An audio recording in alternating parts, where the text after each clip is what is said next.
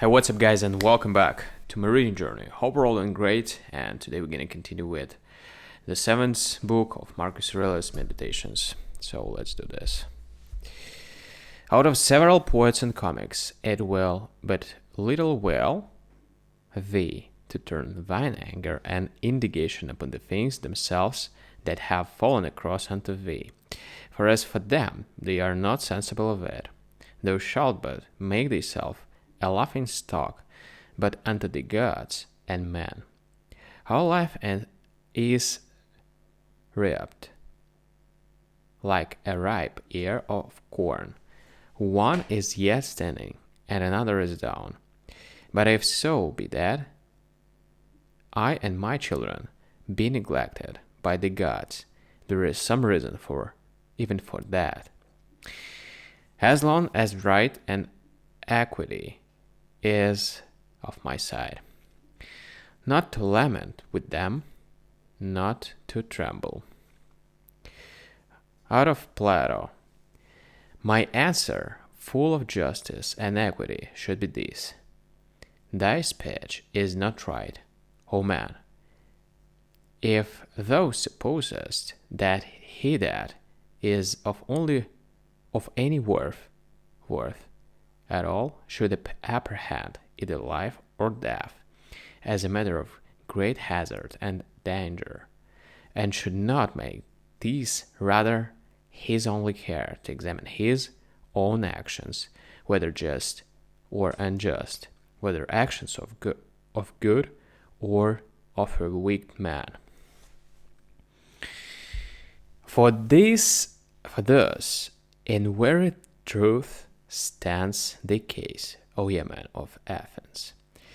What place or station soever a man either has chosen to himself, judging it best for himself, or is by a lawful authority put and settled in, the reign do, I think, all apprehends of danger, notwithstanding that he should continue as one who feareth neither death nor anything else, so much as he feareth to commit anything that is vicious and shameful. But, O noble sir, consider, I pray, whether true generosity and true happiness do not consist in somewhat else rather than in the preservation either of our or other men's lives. For it is not the part of a man that is a man indeed to desire to live long or to make much of his life, lest he lives, but rather he that is such will in these things wholly refer himself into the gods, and believe in that which every woman can call him, that no man can escape death. The only thing that he takes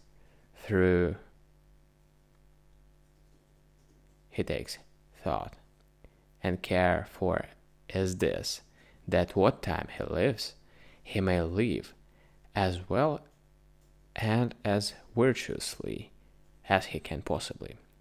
To look about, and with the eyes to follow the course of the stars and planets, as though thou wouldst run with them, and to mind perpetually the several changes of the elements one into another, for such fancies and imaginations help much to purge away the dross and fleeth of this our earthly life.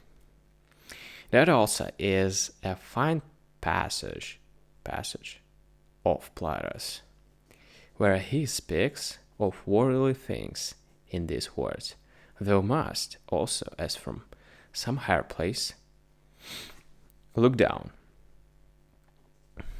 as it were, upon the things of this world, as flocks, armies, husbandmans, labors, marriages, divorces, generations, deaths, the tumults of courts and places of judicatures,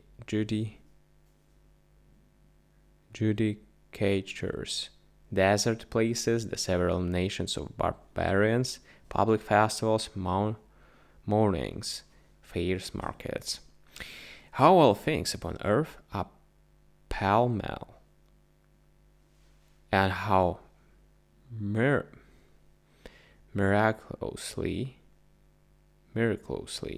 things contrary one to another concur to the beauty and perfection of this universe.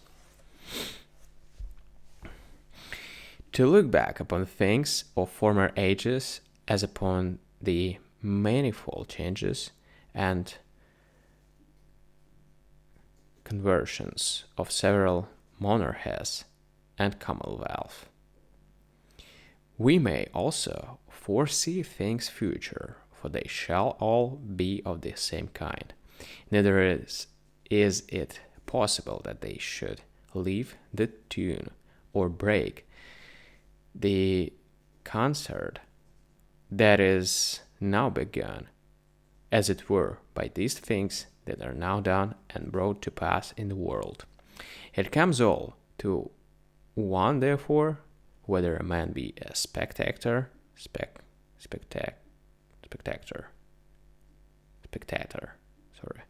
of the things of this life, but for 40 years, or whether he see them 10,000 years together. For what shall he say more? And as for those parts that came from the earth, they shall return unto the earth again. And those that came from heaven, they also shall return into those heavenly places. Whether it be a mere dissolution and unbinding of the manifold intricacies and entanglements of the confused atoms, or some such dispersion of the simple and incorruptible elements, with meats and drinks and divers charms, they seek to divert the channel, that they might not die, yet must we need endure that blast of wine that cometh from above, through we toil and labor never so much.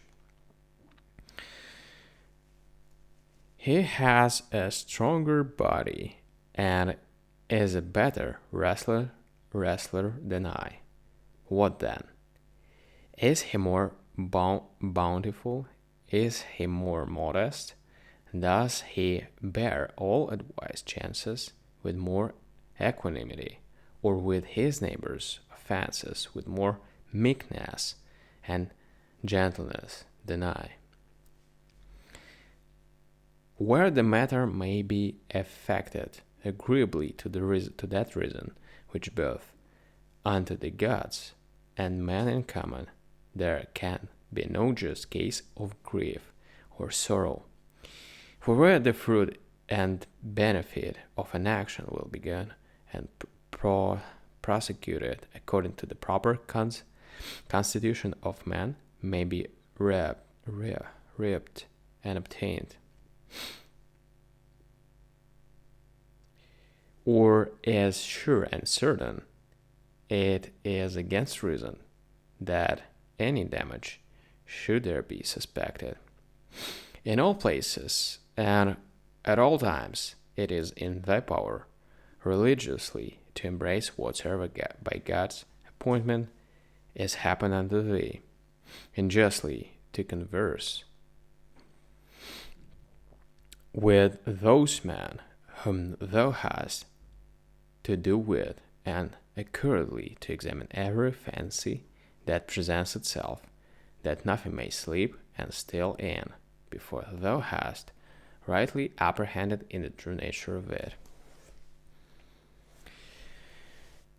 Look not about upon other men's minds and understandings, but look right on forwards with her nature, both that of the universe in those things that happen unto thee, and thine in particular in those things that are done by thee, does lead and direct thee.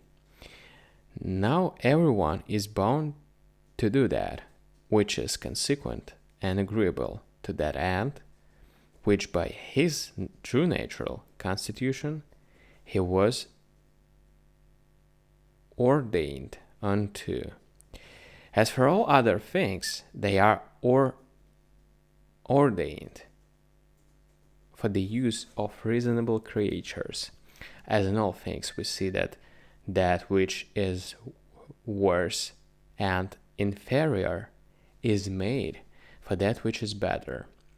Reasonable creatures, they are ordained one for another.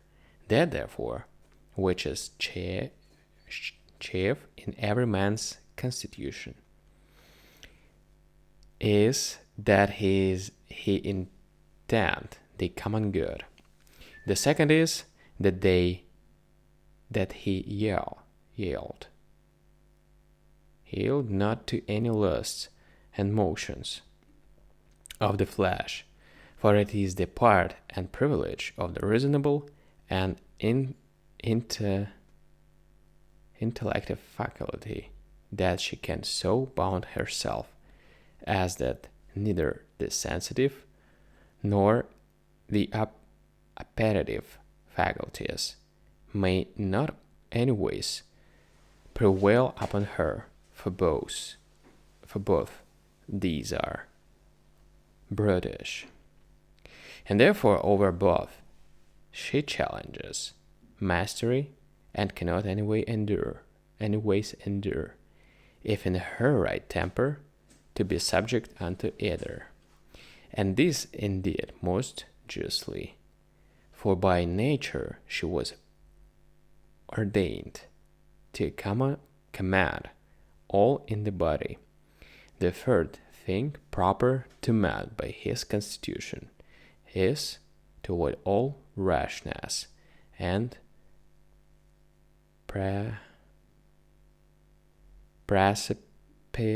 precipitancy, and not to be subject to error. To these things, then, let the mind apply herself and go straight on, without any distraction about other things, and she has her end, and by consequent, her happiness. Alright guys, thank you for joining me today on this video. See you tomorrow on the next one. Bye.